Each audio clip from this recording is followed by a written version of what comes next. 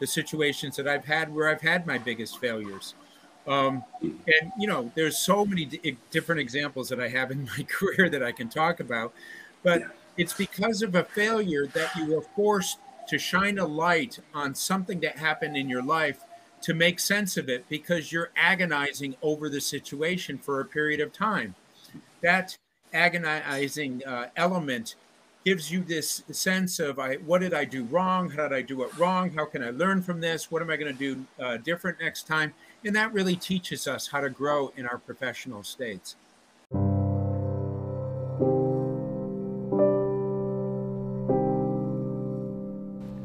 Failure may be inevitable, but there are scientific values behind it. We've got to learn how to fail faster so we can learn smarter. Join me and let's uncover the hack behind failures. In these episodes, we'll get inside the minds of the successful, discuss the failures they've had in the past, and analyze what made them tick, so we all learn from it. Welcome to Set to Fail podcast. I'm your host, Joseph Indolos. Hey everybody, this is Joseph. You're listening again to Set to Fail podcast, the show that aims to kind of reverse engineer some of the failure insights we gather through conversations, hopefully uncover, the hack behind many adversity. So people, young entrepreneurs, professionals can fail forward, learn faster, and then execute smarter. So it's a great pleasure for me to introduce our very special guest, Matthew Friedman. So he's the CEO of Penguin Random House author, inspirational keynote speaker, and also modern slavery expert. Welcome to the show, Matt. Thank you very much for the opportunity to be here today. Great. And like I said earlier, it's an honor for me to have you on this episode because I do believe, we have, as humans, we have pressing issues that we tend to, forget or neglect. And I think one of, the topics that you tackle are one of it. So, as mentioned, I couldn't agree more about, the critical topics, your advocacy. So before we dive into that, maybe if you can help us with a quick unpacking of, yourself, your background, and, for our audience.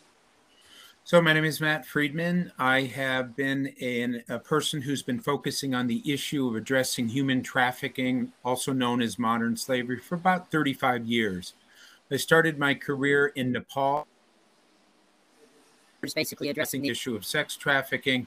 I then went from there to Bangladesh, and I spent 5 years there looking at both forced labor and sex trafficking, and then moved to Bangkok, where I continued with USAID. After a period of time, I decided that I wanted to change organizations. So I joined the United Nations and ran one of the largest counter-trafficking programs in the world, having offices in China, Vietnam, Laos, Cambodia, Thailand, and Myanmar.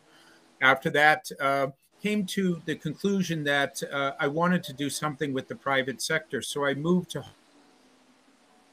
an organization called the Mekong Club. The Mekong Club works with the private sector in a positive, supportive way to help them to understand the issue of human trafficking, modern slavery, and what it is that they need to do in order to address it.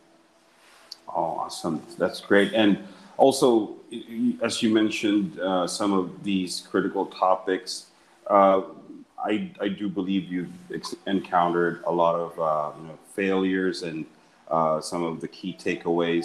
In the context of, let's say, protecting freedom and anti-human trafficking and modern slavery, it's really hard to imagine the harsh realities that you've witnessed. So, by the way, to our audience, Set to Fail podcast, best interest really is not to dwell on, the problems, the challenges that happened in the past, but really trying to create somehow a community of, a better future, a community of shared success, if you will. So also helping individuals that are currently struggling right now. What are, some of the key takeaways or the learnings you can share to our audience, as you went on your journey in tackling and also doing this advocacy? Well, I think I'd like to just start with talking a little bit about what the context and the situation of human trafficking is, and then I can segue into that. According to the United Nations, there are 50 million people in what's called modern slavery. Modern slavery is where a person kind of loses control of their life. They're forced into a situation where they work, they don't get paid, and it's basically modern slavery. You know, we see sex trafficking as an example of that, people who end up on fishing boats or in sweatshops and so forth. In Asia, it's very, very rampant. There's about 62% of the 40 million people are in modern slavery in Asia. And as a result of that, we have a lot of people who need all kinds of help. Now, the interesting thing about your podcast, which focuses on basically failure, is that some of my biggest, most relevant, important have come from the situations that I've had where I've had my biggest failures. And, you know, there's so many different examples that I have in my career that I can talk about, but it's because of a failure that you were forced to shine a light on something that happened in your life to make sense of it because you're agonizing over the situation for a period of time. That agonizing element gives you this sense of what did I do wrong? How did I do it wrong? How can I learn from this? What am I going to do different next time? And that really teaches us how to grow in our professional states. Absolutely. That's profound. And, you mentioned earlier about failure, and this is just my opinion about, some of the things that you mentioned. If you accept modern slavery, you fail by default in life, right? So, I think this is very critical. A lot of folks don't even know that they're in that situation right now because it's maybe cultural or, something that's, being passed on generations by generations. So, and, I'm also guessing there's a lot of stress on your mind, understanding some of these sensitive issues. So, from your perspective, how do you stay motivated in the process while still, trying to be a soundboard for a lot of the folks that are currently struggling right now? Well, let me describe how I got into all of this, and that then I can answer the question. Years ago, I was in Nepal. I was a public health officer, and we were finding girls 12, 13 years old who were HIV positive. Couldn't understand what was going on. This is a very conservative culture. So basically went to go and interview the women and the girls in the shelters. And we heard pretty much the same story over and over again. A trafficker, a guy around 20 years old, would go into a community, flash a bunch of money around and say he's looking for a wife. He'd go around, find a 12-year-old girl, befriend her, and then go to the family and say, I'd like to marry your daughter. They're thinking, wow, he's rich, he's handsome, going to take care of our daughter, going to take care of us. A couple of days later, they actually get married. After that, he goes to the family and says, I'm going to take your daughter to Kathmandu, but don't worry, I'll be back in 3 months. But that isn't what's going to happen. Instead of taking her there, he takes her to Mumbai, India, to the red light districts where the brothels are. He puts her in a room and he says, honey, stay here. I'll be back in a few minutes. As she was walking in, she saw all these women dressed funny. He said, no, don't leave me. I'm scared. He says, it's okay. I'll be right back. He then goes to the madam, gets the $500 for having sold her to the brothel. He basically has, the gold from the wedding, and he hands the wedding pictures over to the madam. He then leaves to go back to Nepal to do this again and again, maybe 20, 30 times in a year. The madam then goes into the room where the girl is and says, guess what? Your husband just sold you to me, and you're going to be with 20 guys a day every day because I say so. You can imagine her surprise. No, my husband loves me. No, that's what happened. When many of these girls hear terrible thing, they say, I will kill myself before I do those shameful things. The madam then takes out the photograph of the family and says, this is your mom, your dad, your brother. You hurt yourself or hurt them. So she's trapped in this situation. In order to make her into a prostitute, they bring in a couple of professional rapists, and over a 2-day time, they'll 20 times until she eventually just lays back and accepts what happens to her. After that, she's with 20 guys a day for a couple of years until eventually she gets what's called black eye, where she's so depleted physically, emotionally, spiritually, nobody wants her. So they throw her out on the street. So but I didn't understand the evil of it until I actually went to that brothel. I was invited by the Indian government to do public health checks. I had an police officer with me. Went into one of the brothels, and there was an 11-year-old trafficking victim. This girl saw me, saw an opportunity, literally ran up, wrapped herself, saved me. They're doing terrible things to me.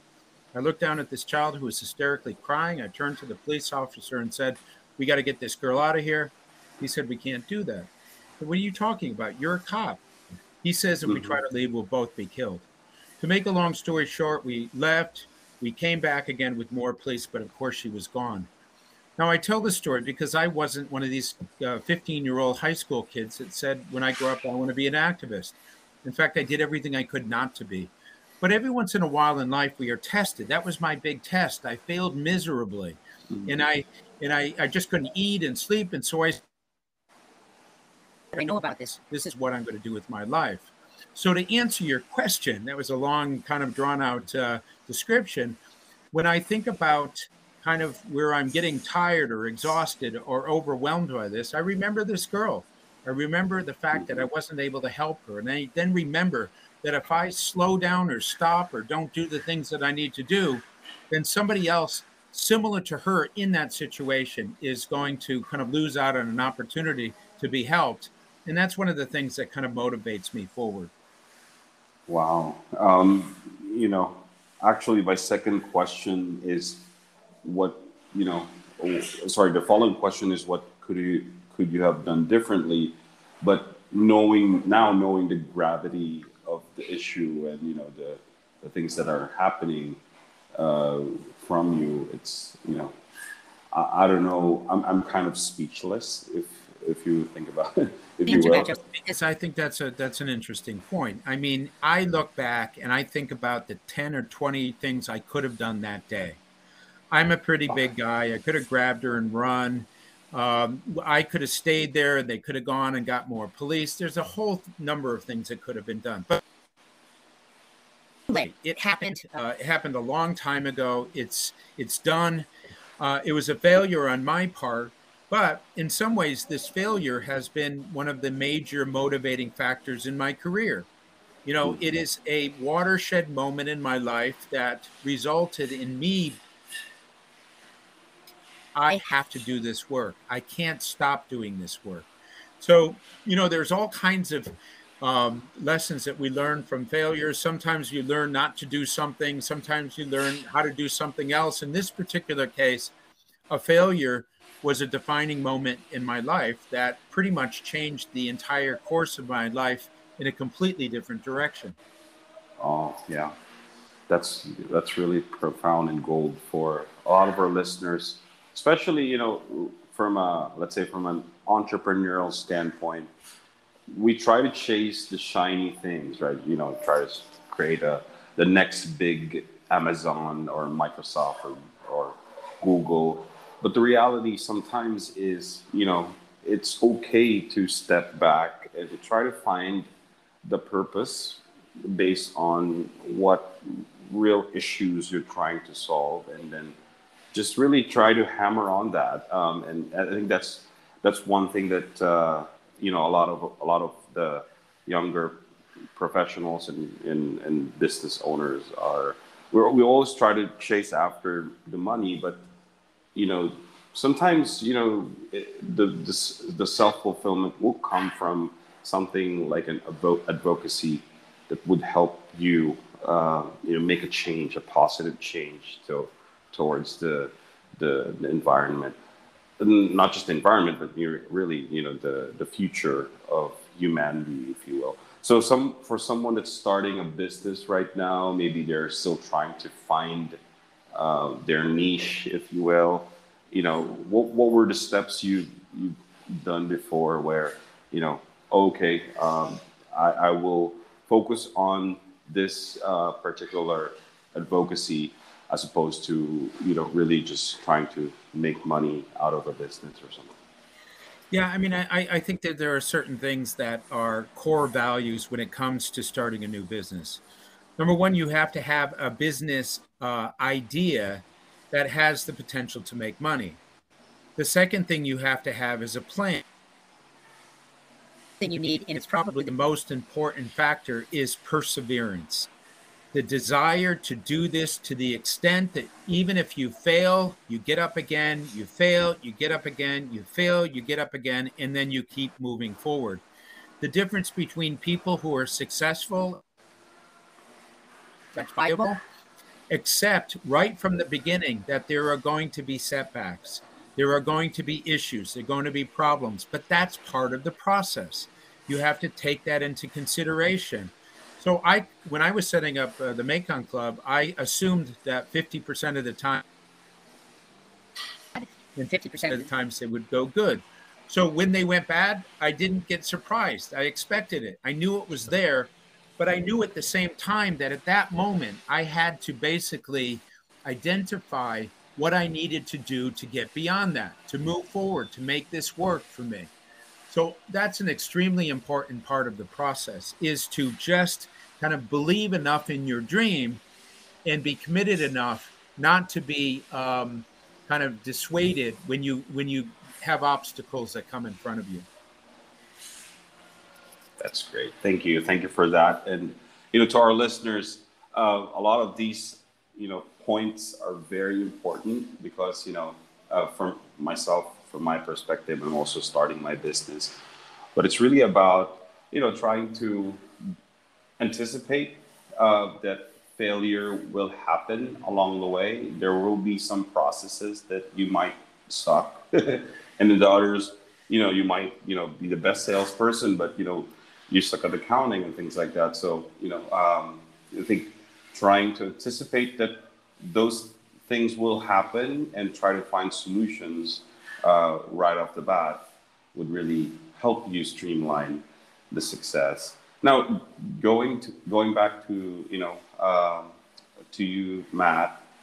We were also hoping to discuss a few solutions, if you will, about tackling modern slavery and things like that.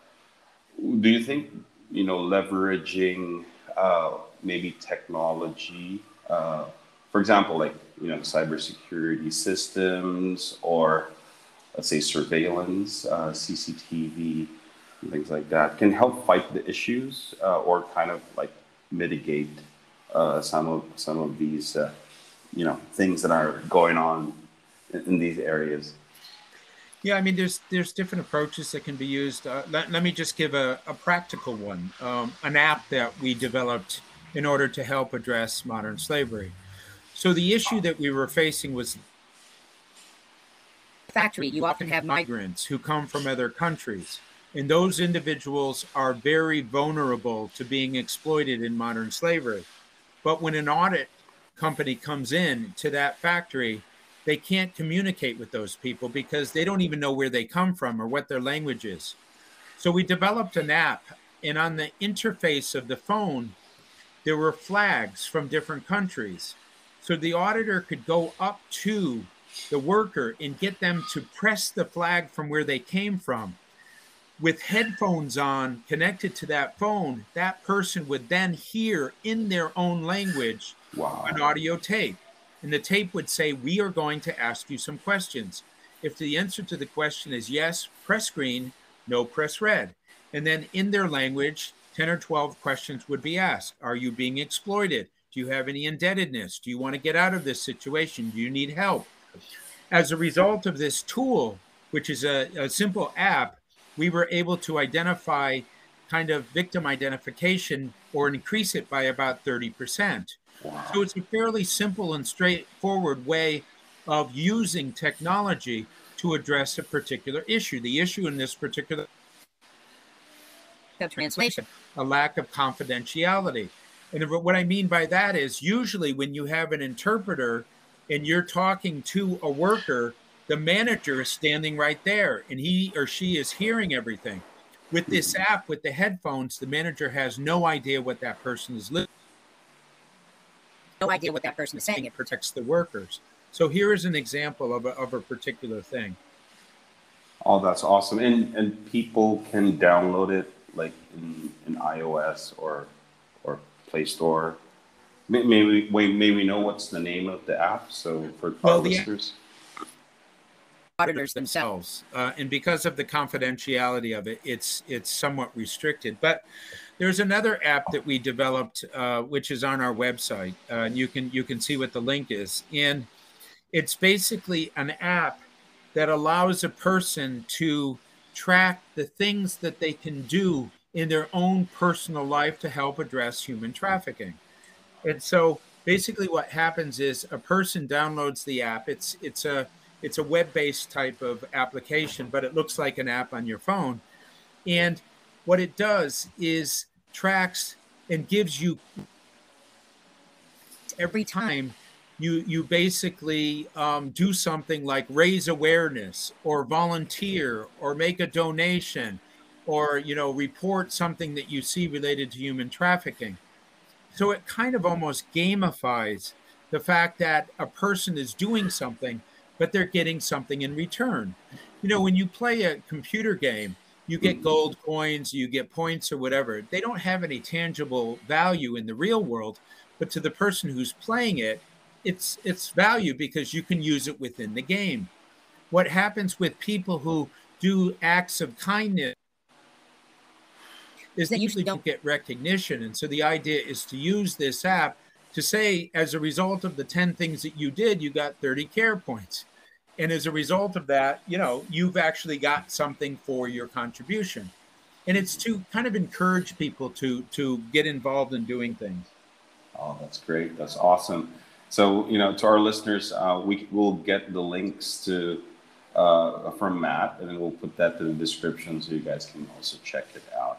And also, Matt, I'm assuming you've experienced a lot of, from a business standpoint, like different case studies. So, were there a few ones that were very challenging, and you were able to with good reason flip things around and make it a successful story, so our listeners can also benefit from that.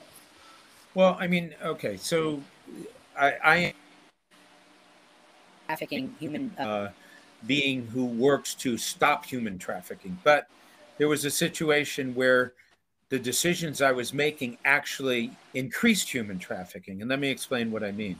So, as a donor, we were funding organizations that do raids and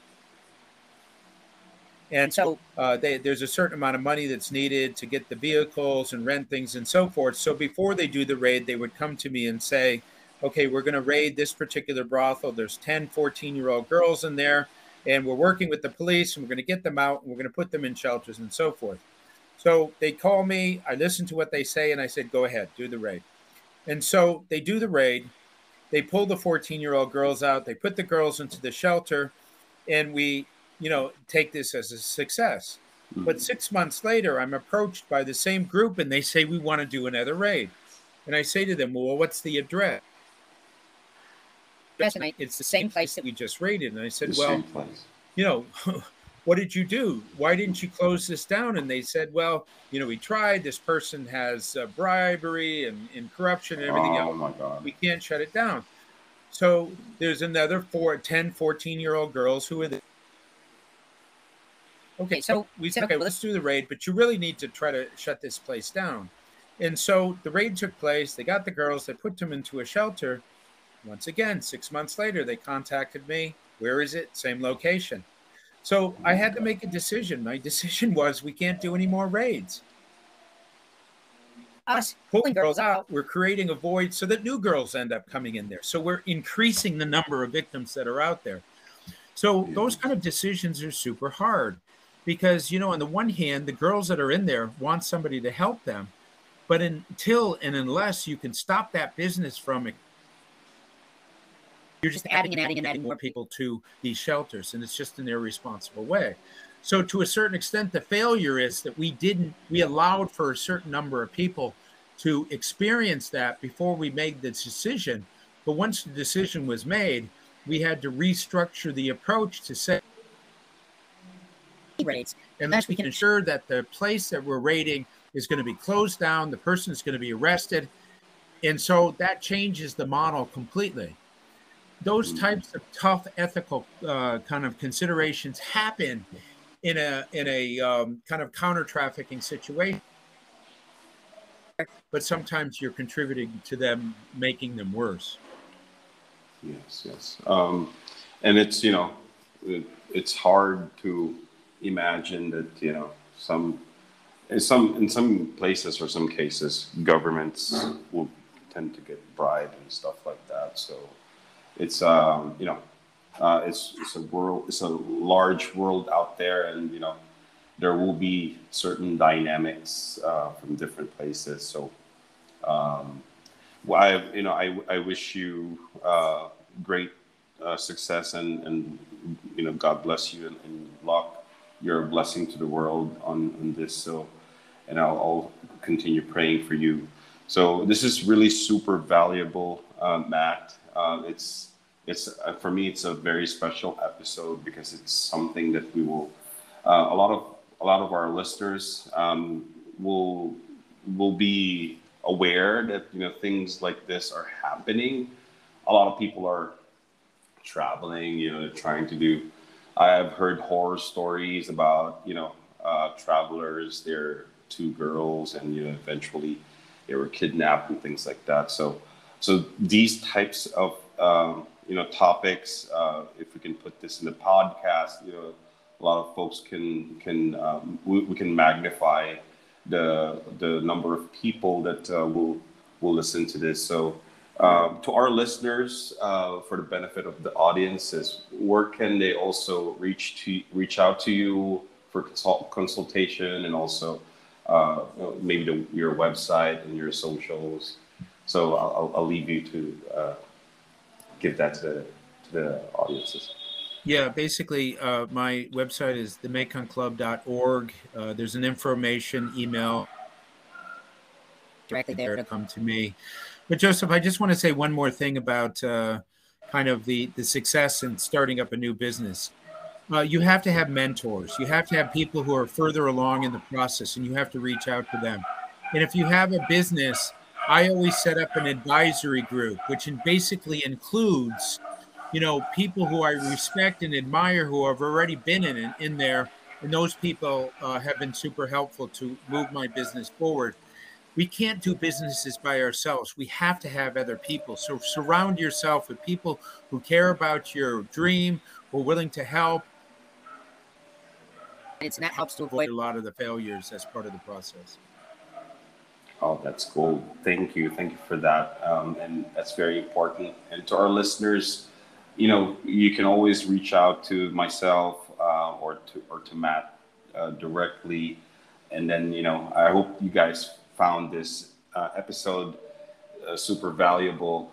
If you have any comments, suggestions, just feel free to reach out or drop a comment to. This will be on YouTube, and also the episode will be on Spotify and Apple Podcasts. So.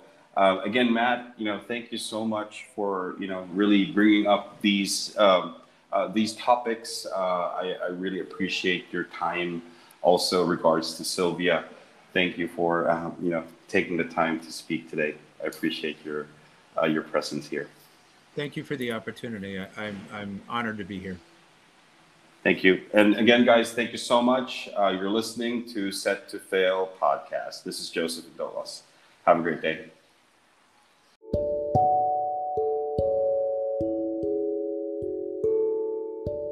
And there you have it. We hope you enjoyed and learned a lot in this episode. And if you did, please subscribe to YouTube, hit the notification bell, leave us a comment, also reviews on Spotify and Apple Podcast. This would really help the show to continue creating more and more insightful content for us to learn together. Thank you very much.